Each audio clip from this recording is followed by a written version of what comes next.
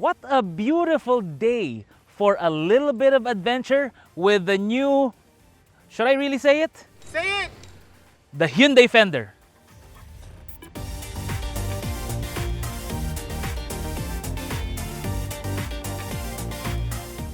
Hey everybody, Vince here from AutoIndustriya, and we are here at the River Ranch with the new Hyundai Santa Fe Calligraphy all-wheel drive. Yes, this is the current top spec model of the Hyundai Santa Fe that they launched into the Philippine market last year. As you can see, this is the latest generation of the Santa Fe, one of the models that really put Hyundai on the map. Yes, I know the Starex, or now Staria, put Hyundai on the map initially in the late 90s and early 2000s, but it was really the Santa Fe that kind of introduced the brand to a lot of customers that, hey, Hyundai can be more. And that was especially true of the second generation Santa Fe sometime in early 2006, thereabouts. But clearly the model range has evolved in terms of design. Now, this is pretty much, you know what, I think the guys at Hyundai, they threw away all their clay modeling tools, they threw away all the sanding, all the sculpting, and they just went with their T-squares and their triangles. Do they still use T-squares in car design? Anyways, because you can see with the front of the vehicle, it's all right angles. You can see it with the way they do the headlights. By the way, it has the H pattern there when it lights up, which is kind of unique. The way they did the front, it's almost squared off. And the way they do the details, no fancy curves and whatever. They went with straight edge 90-degree corners, which I think is rather cool.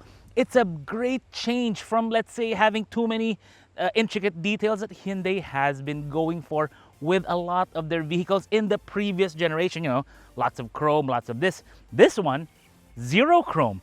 I really like it. Now, when we move over to this side, you can see the black Hyundai logo, the grille. By the way, the intake here, it seems blocked off, but it actually opens up, revealing the radiator and the intercooler here. Now, you can see the size of the vehicle. This is about 4.8 meters long. So it's fairly big, but it is a crossover. And you can see that it is a crossover because if you look underneath, if you look low, you'll see that the ground clearance isn't that high, about 177 millimeters. So it's still like something that's great for on-road driving. And you can see it also with the wheels. The wheels on this, 21 inches, which is kind of big for this kind of vehicle. The way they do the glass, it's a lot of glass all around the vehicle because the way they do the windscreen, it's not very Defender-ish. I mean, a lot of car makers now try to evoke the design of the Defender, and you can see it. But this one, the glass, is very upright. The front is a bit raked, which is nice. The ground clearance, already mentioned that. Big chunky door handles, which is also very nice, and the doors swing out, clamshell style. Up here you have roof rails, and here you have a very generous door because this is a 7-seater. Something unique that we haven't seen is over here because this is actually a grab handle. So if you push down there, you can you can prop yourself up if you need to access something from a roof rack, right there. And see, and now I can get a view of the dual sunroof right there, which is rather cool. Now, fuel door is over here, but first let's check out what's over in the back. So here's the back of the all-new Hyundai Santa Fe. We'll talk about that later. Let's talk about cargo area first. So when we open the tailgate, now it is very wide. That is something that's really nice.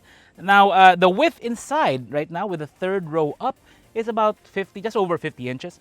And then the length here, or the depth here, is about 14. What we really like though is when we pull this up, there's a little compartment here.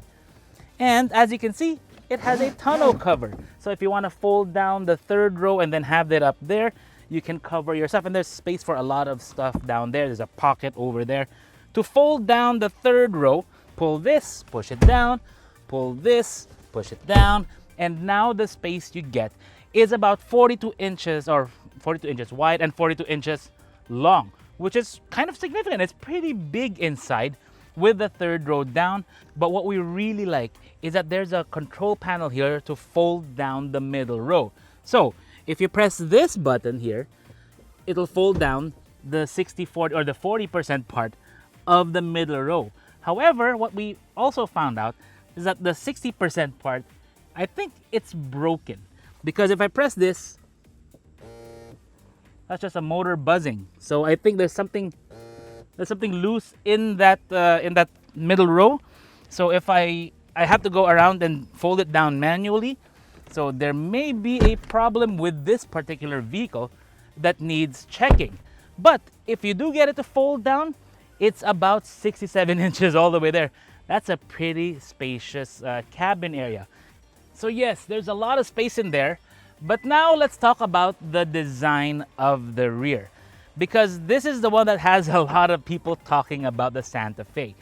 The way they did the rear, they have this, it's pretty much just sheet metal here. Santa Fe neatly spelled out there in black, again, no chrome. Same with the Hyundai logo. They have the spoiler here, the wiper is tucked in there. But the rear design is something that just seems odd to me. Because the way they have the taillights, it's a lot lower than what we've become used to with Hyundai. If anything, and I don't want to say this, but it kind of reminds us of the Sangyong Stavic or Sangyong Rodius, I think maybe the first generation, where they had the taillights like right down here. So that's kind of strange. So anyway, it's really up to you whether it's something that you prefer. Of course, we all have different tastes when it comes to design. But this is the one that has everyone talking about the Santa Fe. Nice front, rear, depends on you. There are a lot of interesting things to discuss about the Hyundai Santa Fe when it comes to the mechanical bits. Let's start with suspension. You got McPherson struts in front and a multi-link in the back, and it's all independent. You have discs in front, discs in back, it's all what you expect. The suspension though, they say that it does have high performance dampers, which is cool. And also the hood has dampers, so no need for a hood stay or anything like that to prop it up. Very nice, we like that kind of touch. The engine that's powering this is the SmartStream G 2.5T, meaning it's a 2.5 liter 4-cylinder engine and it's a turbo. The transmission is an 8-speed dual clutch transmission driving all 4 wheels. So yes, it's an all-wheel drive vehicle. So that's something that's really cool with this. But some of the things we want to discuss here, this is a crossover, and you can see it with the way they do the engine bay. Now remember my video on the Innova Zenix. In the Innova Zenix, you can see the platform of the TNGA. In this one, it's also similar. But what they do at Hyundai, they cover up the side. So it's a lot neater when you look at it. They also have this cover here. Makes it a lot neater to, well, check out if you want to do a shoot and all that. Also, what we noticed, it's got the same air cleaner we've seen in a lot of Hyundai Kia models, and it's easy to remove and easy to replace. It's like one touch thereabouts, just slide in the filter, you're good to go. Now, this being a crossover, you can see that the engine is mounted down low. This is not a 4x4 type of off-road SUV. This is a crossover, so you can see it, that the engine being low. While we're waiting, we're not going to be expecting quite a lot from this vehicle. This is more of a city kind of or adventure kind of vehicle in the sense that you take it out on the highway, that kind of thing. You won't be crossing rivers with this, definitely. I mean, there's a river there, we're not going to cross that.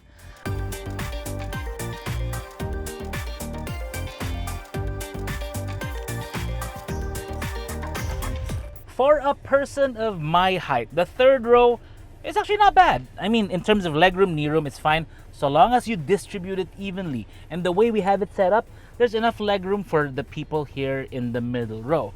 But if you have it pushed all the way back, it's not really going to be comfortable here, depending on the height of the person you have here. So right now, with me, it's actually okay. I mean, I have maybe about that much before my knees touch the middle row, which is actually just fine. I do have my own rear cooler here, which is cool, and I can adjust it on, off, and then, you know, how powerful I want, which I do like. 2 USB-C ports, 4 cup holders here in the back. There's also a 12-volt outlet there that I can reach if I want to charge something bigger. So all things considered, it's pretty good here, and the headroom is actually nice for someone of my height. Again, if you're a tall individual, maybe not, but right now, I mean, the way they have the sunroof there, by the way, yes, this does have a roller mechanism here for the blind here. So it does occupy a bit of space, but if it wasn't there, it'll be good. Right now, it's perfectly fine for, again, for someone of my height. But let's go check out what's in the middle. Ang hirap nga pala lumabas dito. What a big change from the third row. I mean, that is to be expected, right? But this is what I would call like the prime seat in this vehicle, because if you're looking at this as a chauffeur-driven vehicle, this is where you're gonna be. The reason for that is because, like the Camry and some of the other executive vehicles, you can adjust this from here, so you can push it all the way forward or slide it back if you want. The driver can do that for you if it's a more executive kind of vehicle that you're looking for. Same with the center armrest. Here is nice and wide if nobody is sitting here in the middle. And if you need to charge your phone, iPad, not really laptop, you can use the charging ports right here, USB-C, which is nice. But this is still very much a family type of vehicle. So it fulfills that role by, what do families look for? Cup holders, right? So in the third row, like I said, there are 4 cup holders. Here in the middle, there are 3, but you can only use 2 at a time, or even 1 if you want something, if you have something small there. There are 2 cup holders on either door, which is kind of different, right? Usually there's 1, but even then it's kind of rare. There's no cup holder here. There's a bottle holder there. Pockets here for stuff. There are hooks here, not for your coat or anything, but let's say groceries. You want to hang it there, you can, or eco bags, you can. But what I really like is the center console. Now, normally we don't talk about the center console or the center armrest from here in the back, but this one you can open from the back, just like in, say, the Hyundai Ioniq 5, which has a drawer instead of a glove compartment. This one has this, and there's more storage here. You can also access it from there in front. Pretty neat all around, but the comfort prospect is pretty good. It does remind me a lot of the Ioniq 5 in many ways, like the way this feels and all that. But also, look at the sunroof here. Like I said earlier, in the exterior, there's a 2-panel sunroof. This one is fixed. The one in front is the one that actually opens. But you can open and close the sunshade here in the back, which I think is a nice touch. If there's one aspect of the new Santa Fe where I think they knocked it out of the park, it's with the interior. Now, your eyes are drawn to this, well, I guess curved screen in front of you. Actually, it's 2 screens. One here in front of you, that's your instrument cluster. Displays all kind of information that you may need, like fuel economy, how the drive wheels are working, speed, all that stuff. And when you signal, let's see if it'll come on now. If you signal, the camera on the rear view, on the side mirror that faces backward, will come on. Same with the one on the right. Zach, what are you doing? Ay, nakong bata to. Anyways, that's one of the features we really like about the vehicle. And also your blind spot monitoring, the alerts come on through here. The other screen here, this is your main display. We'll get to this later, but it's curved. It's really nice. It's really unique. It reminds me of those Samsung big screen TVs. I mean, Samsung is also South Korean. Anyways, now we look at the steering wheel. It it really reminds me of the Defender. The way they have this boxy kind of horn pad there, which is kind of neat. Instead of a Hyundai logo, they went for the 4 dots. That is not for your pleasure. That is for the H, meaning it's the Morse code for H, which is Hyundai. You do have your cruise control, your smart cruise controls panel here. You can also control the screen there from here.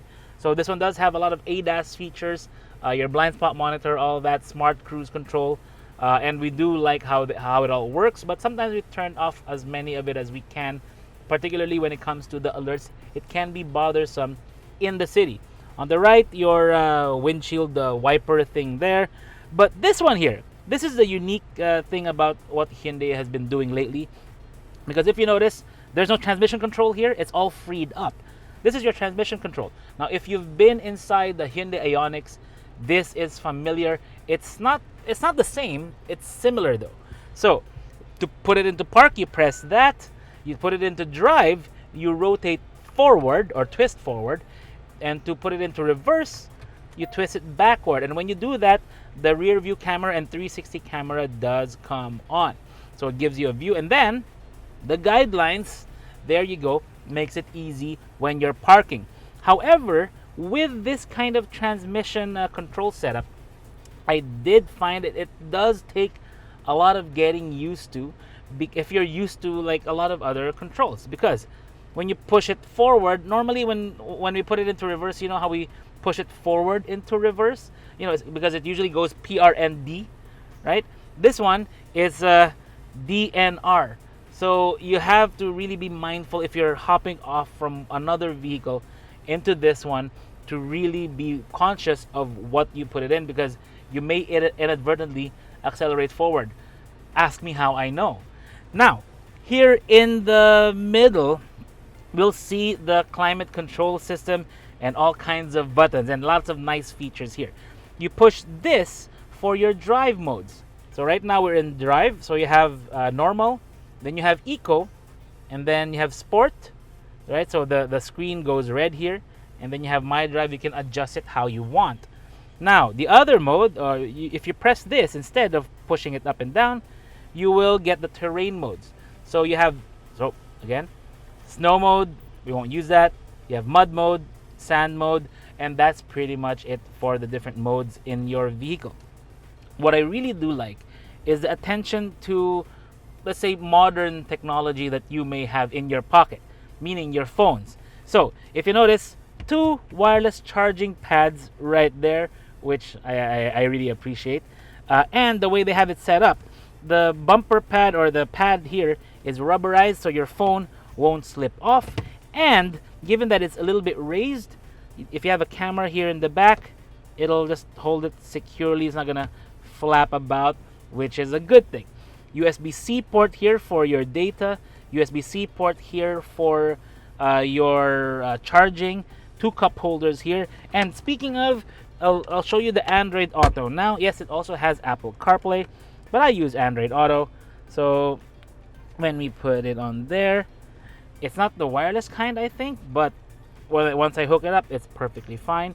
So there you go. There's your Android Auto, and it's volumed up, down. Okay, pretty good. The response, yep, it's pretty fast. So which is what you want out of your vehicle in this category. But like I said, this vehicle maximizes space quite a bit, and for an all-wheel drive vehicle, they were able to make the floor as flat as possible. So if you look in the back, the floor there is a little bit flat for something like this, and being also flat, like with the transmission, even with the prop shaft or drive shaft, it's still got a lot of space underneath. It's not protruding up into the cabin. So they really put the drive line down low. So it gives you more, another compartment here with your 12-volt outlet and other stuff. And also you got plenty of storage here. So glove compartment right down there is full of stuff. There's another tray here. But what's interesting is this, the upper glove box. Now it may seem like a normal upper glove box is kind of ordinary, but it's not, because if you close it, there's actually a light there that helps disinfect stuff. So if you have it closed, you press this button, the UV light button, and you can kind of sterilize it. I mean, I don't really see the need for it, but if you're someone who wants to sterilize your phone, I guess you can do that there. This driver's seat, it actually has an ottoman. So if I let's say arrive at a campsite, which is where I am now, and I want to chill for a little bit, I can just pull this up. Actually, maybe I can do it from there. Yeah, there you go. Okay. So I pull this up and then recline and relax. That's pretty cool. And not just me. Whoever's sitting here can too. If your boss or wife or other friend is seated here, well, you can both relax, because I can press this and there you go. They relax, and then that ottoman comes up, and yeah, see? Pretty cool. It's like you can really enjoy the view up there. Nice tree. Anyways, let's go take it out for a drive and see how the Santa Fe feels in about 5 minutes.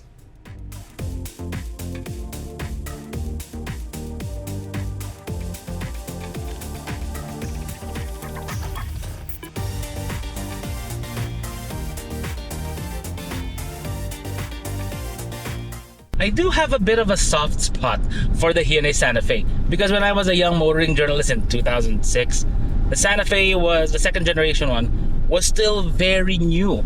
I remember it very well, and it was one of the first events I ever attended. And it was a big leap forward from the previous one. This one also kind of a big leap forward because it features all like the new Hyundai technology, the new Hyundai design, which looks rather striking. I mean, to be honest, I mean, it depends on your opinion on the back, but the interior, like I said, it's a very well thought out cabin. Props to Hyundai for that. But when it comes to the driving, how does it feel?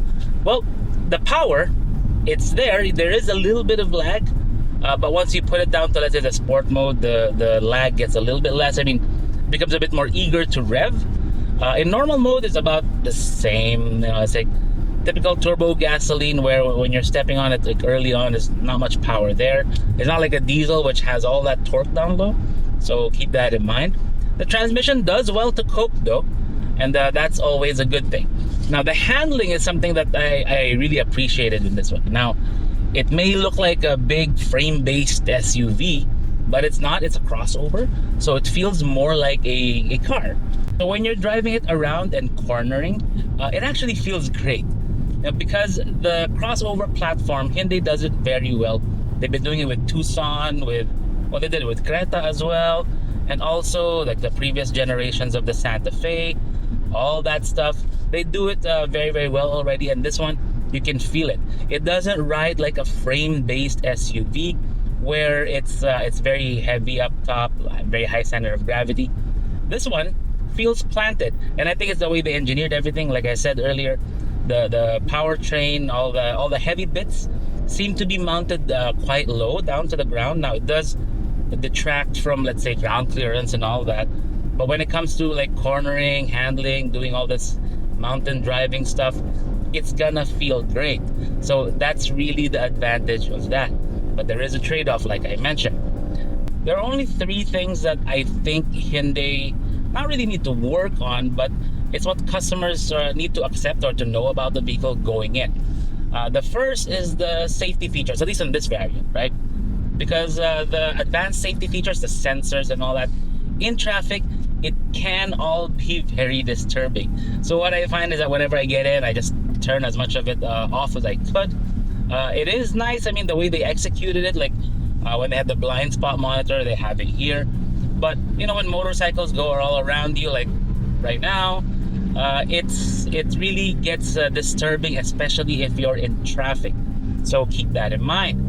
The other is, while it does look like a 4x4 and it is all-wheel drive, we can't really take it out on, let's say, we won't go to a trail, but even roads with lots of rocks, you would be kind of limited in this vehicle because the wheel size, the tire choice, and the ground clearance, most importantly, it's not high enough. I mean, Hyundai could have raised it up just a little bit more, maybe bring it to 200 millimeters, because I think it's probably like 180 more or less, which isn't much for an SUV. So even when you're like next to an Innova, you feel like you're down low to the ground. So that's something. The third thing is, while I do enjoy the power and it is good handling, the fuel economy. In the city, I was averaging just under 4.9 kilometers per liter, average speed of around 18 to 19 kilometers per hour. That's not much. And that's because this is a turbo 2.5 liter. There is going to be a trade-off. They need to develop more power for a vehicle that is this heavy, because it is a 3-row SUV. So keep that in mind. Even on the highway, best I can do 10 and a half. I think it was an average speed of about 75, but there were 3 of us in the car, so you know, put a grain of salt in that, or put something, whatever, in that. So keep all that in mind when you're in this. It is a little bit thirsty. It can't really go off-road while you do have the all-wheel drive, and yeah, sometimes it's gonna bug you when motorcycles are all around you in traffic. But all in all, it's still a great vehicle to drive, very comfortable, and I love the look, at least in front.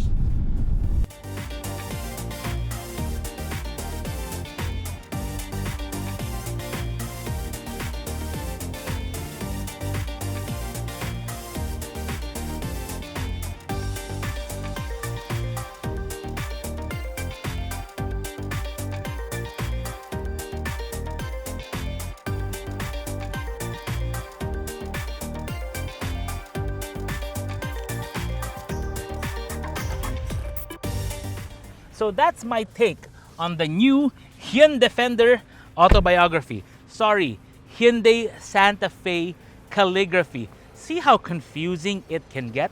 But what's not confusing is that the Santa Fe is not trying to be a Defender type of 4x4 vehicle. It's trying to give you the style of something a bit more robust, but the driving dynamics, the feel, the comfort, and the features of something very premium when it comes to a 7-seat crossover. And I think they delivered, particularly in the Calligraphy variant. No, not autobiography, Calligraphy. The price though is something that's gonna be a bit tough of an ask, because this is 3.1 million as it stands. Yes, it's very well appointed, but if you take off a lot of the appointments and you remove the turbo and you get the GLS all-wheel drive variant, you can get a Santa Fe for 2.5 million there or thereabouts. But hey guys, let me know what you think about the Santa Fe. You like the style, and that also includes the back? You like the features? Let us know in the comments below. See you in the next video. Camping muna tayo. Saan yung tent?